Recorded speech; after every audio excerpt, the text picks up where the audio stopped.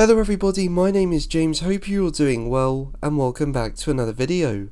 So Alpine are making changes, and Lewis Hamilton has spoken about Mercedes' new upgrades. Make sure to like the video, and subscribe for more Formula 1 content, but let's jump straight into the news. So let's start with Alpine, where team principal Otmar Safnauer and sporting director Alain Permane have been sacked.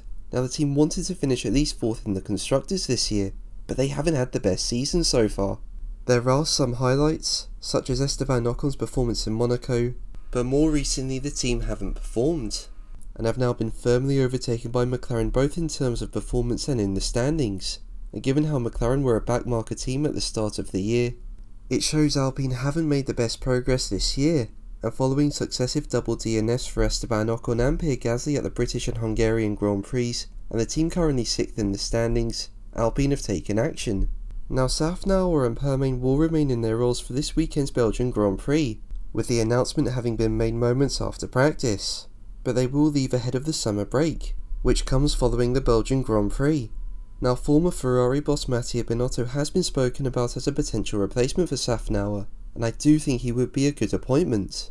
While under his leadership Ferrari made quite a few mistakes in terms of strategy and reliability, Binotto was responsible for last year's car, which I do feel could have had a much better chance of winning the World Championship if there hadn't been so many errors throughout the season, and I feel Binotto would be really well placed to oversee Alpine's push forward, so I think he's a good appointment if it happens.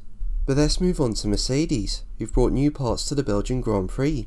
Now the team brought new upgrades for this weekend, including new bodywork around the radiator inlet as well as changes to the rear of the side pod as it transitions into the coke bottle area. And on top of that, there's also a Spa-specific low-drag rear wing, which is on Lewis Hamilton's car.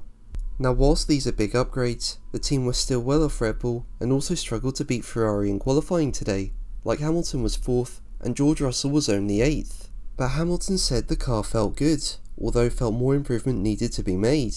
He said, "It didn't feel bad today, generally it has felt decent. It's just the middle sector where we're losing a second, so I've got to study it to figure out where that is. If there's any way with the package we have, whether we can close that. We obviously need to work on making some improvements." Now given it was a wet-dry session, Mercedes team boss Toto Wolff said that the team couldn't really assess whether the new parts are working because of the tricky conditions, but he also said the team needed to assess the rear wing.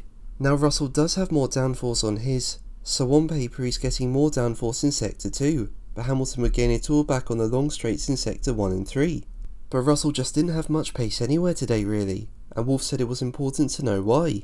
He said, "George has a bit of a barn door in the back, and that can be advantageous for tyre performance on Sunday, but didn't help today, so we have to assess why it didn't." But what do you think? Let me know in the comments below. But that's going to be the video from me today. Thank you ever so much for watching. Make sure to like and subscribe for more videos, and until the next one, take care,